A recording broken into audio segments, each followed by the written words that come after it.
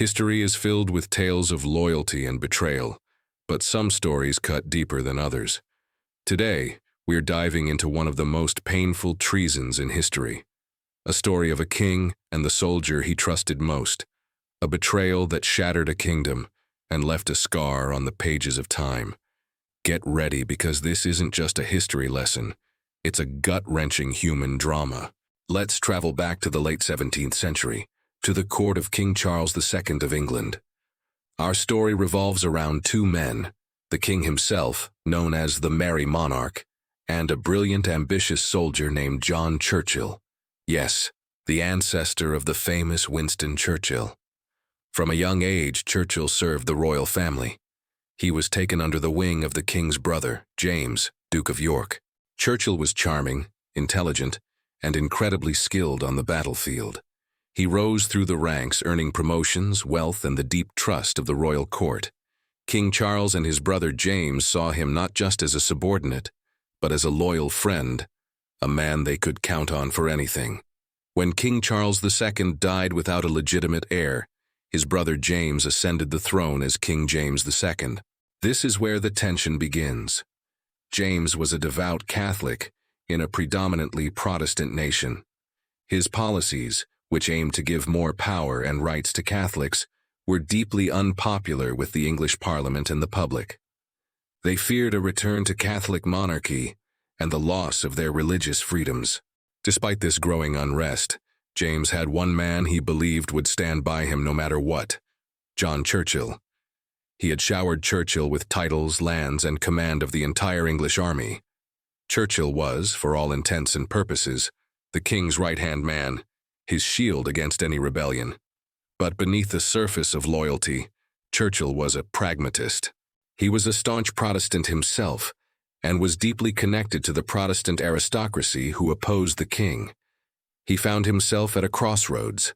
Should he remain loyal to the king who had made him, or should he side with the Protestant cause and the future of England as he saw it? This internal conflict would soon come to a dramatic head. The opposition to King James grew so strong that a group of powerful English nobles made a secret move. They reached out to William of Orange, a Dutch prince who was married to King James's own Protestant daughter, Mary. They invited William to invade England and save the country from Catholic rule. This was the moment of truth. William of Orange prepared his invasion fleet. King James, finally realizing the imminent danger, turned to the one man he trusted to lead his army and defend the throne: John Churchill. He placed the fate of his kingdom in Churchill's hands. Churchill accepted the command, swore his loyalty, and marched the royal army out to meet the invaders. The king waited in London, confident that his trusted general would crush the rebellion and secure his reign. But what happened next was a stunning act of betrayal that no one saw coming. As William of Orange's forces landed on English shores, Churchill was strategically positioned with the king's army. But instead of engaging the enemy, he did the unthinkable.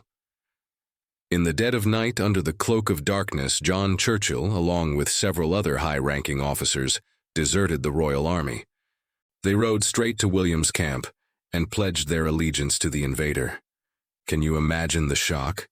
The king's most trusted general, the man he had raised from obscurity, had just abandoned him at his most critical hour. The news hit King James like a physical blow. When he heard of Churchill's desertion, he was reportedly heartbroken, famously exclaiming, "Even Churchill has left me." This was the tipping point.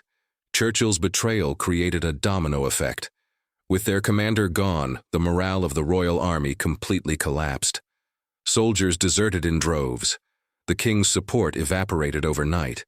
Even his own daughter, Princess Anne, fled to join the other side, a move likely influenced by Churchill's wife, Sarah, who was her close confidant. Utterly alone and realizing his cause was lost, King James II fled to France, effectively abdicating the throne. This bloodless transfer of power became known as the Glorious Revolution. William and Mary were crowned as joint monarchs, and England's future as a Protestant constitutional monarchy was secured. So, why did Churchill do it? Was it purely for personal ambition?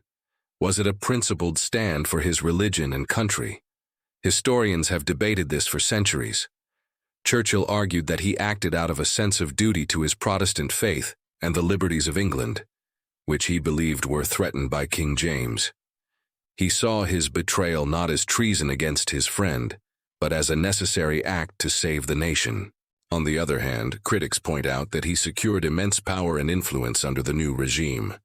He was made the Duke of Marlborough and went on to become one of the greatest military commanders in British history. His actions, while treacherous, ultimately placed him on the winning side and cemented his family's legacy for generations. This story is a powerful reminder that history is rarely black and white. One man's traitor is another man's hero.